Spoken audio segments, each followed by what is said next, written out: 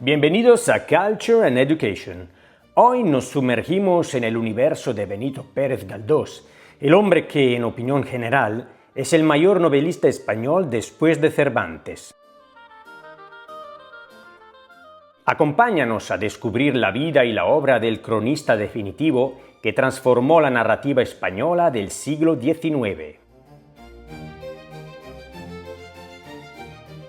Imagina una Madrid brumosa y un laberinto de calles donde se cruzan mendigos, burgueses y políticos en un baile eterno de realismo puro.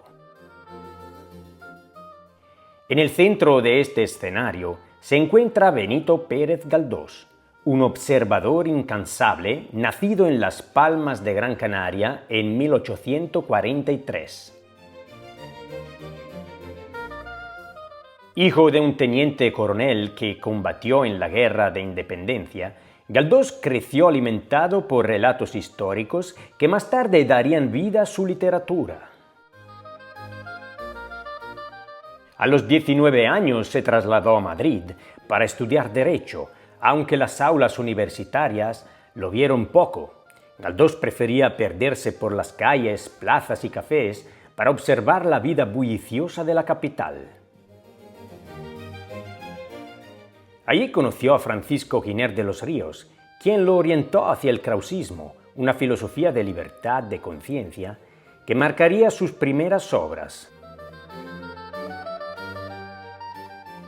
Su carrera literaria comenzó bajo la sombra del romanticismo, pero pronto Galdós encontró su verdadera voz al consolidar el realismo y abrir la narrativa española a formas cercanas al naturalismo. Su ambición era colosal. Decidió contar la historia de su país a través de los episodios nacionales. Esta serie monumental de 46 novelas recorre el siglo XIX español desde la batalla de Trafalgar hasta la restauración borbónica. Lo revolucionario fue el enfoque. Galdós no escribió solo sobre reyes y generales, sino sobre la gente común que vivía la historia desde abajo. En su madurez, Galdós nos regaló sus novelas españolas contemporáneas, donde Madrid se convierte en un personaje más.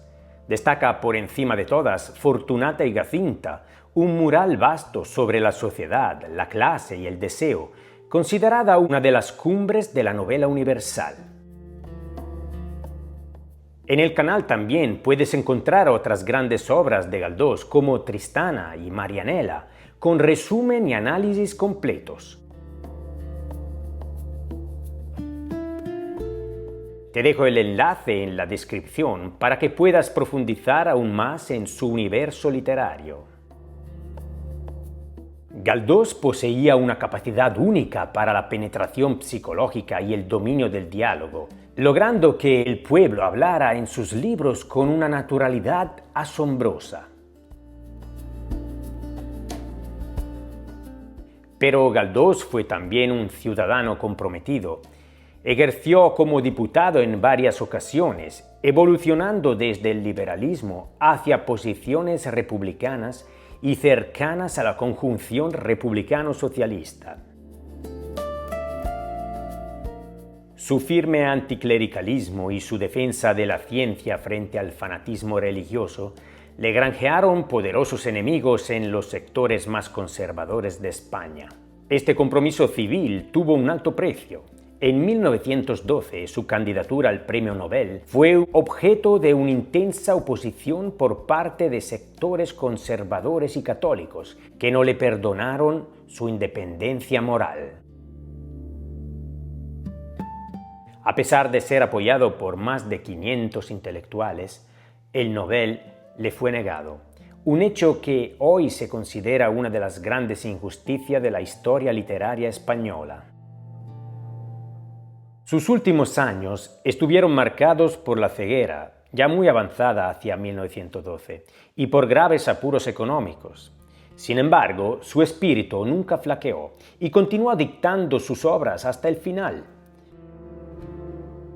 En 1919, un año antes de morir, se inauguró su estatua en el Parque del Retiro.